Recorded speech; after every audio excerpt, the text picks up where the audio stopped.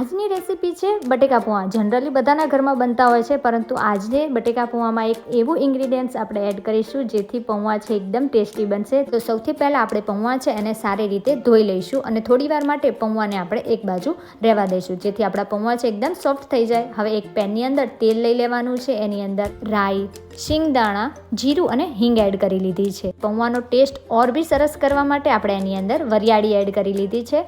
મીઠો લીમડો, ઝીણા સમારેલા ડુંગળી અને બટેકા એડ કરી લીધા છે. ત્યારબાદ અહીંયા મેં થોડા વટાણા પણ એડ કર્યા છે. હવે બધું મિક્સ કરી એની અંદર આપણા બેઝિક મસાલા છે જેમાં મીઠું, હળદર, ધાણા જીરું અને મરચું પાવડર એડ કરી લીધો છે. હવે બધું છે ને સારી રીતે મિક્સ કરી દઈએ અને ઢાંકણ ઢાંકી બટેકા સોફ્ટ થાય ત્યાં સુધી આપણે એને ચડવા દેવાનું છે. હવે બટેકા સોફ્ટ થઈ ગયા છે તો પૌવાને ખાટા મીઠા કરવા માટે લીંબુનો રસ અને ખાંડ એડ કરી લઈએ. હવે ખાંડ આપણી ઓગળી જાય ત્યારબાદ અહીંયા આપણે જે પૌવા એક બાજુ રાખ્યા હતા એ એડ કરી લેવાના છે. ત્યારબાદ આપણે પૌવાના ભાગનું મીઠું એડ કરી સારી રીતે મસાલા સાથે મિક્સ કરી દઈએ.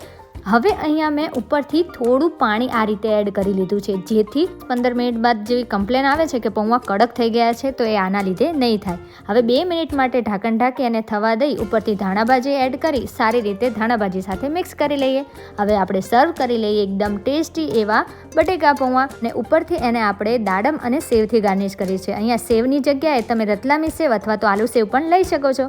તો કેવી લાગી આજની તમને આ બટેકા પૌવાની રેસીપી? વિડીયો ગમે હોય તો લાઈક કરજો.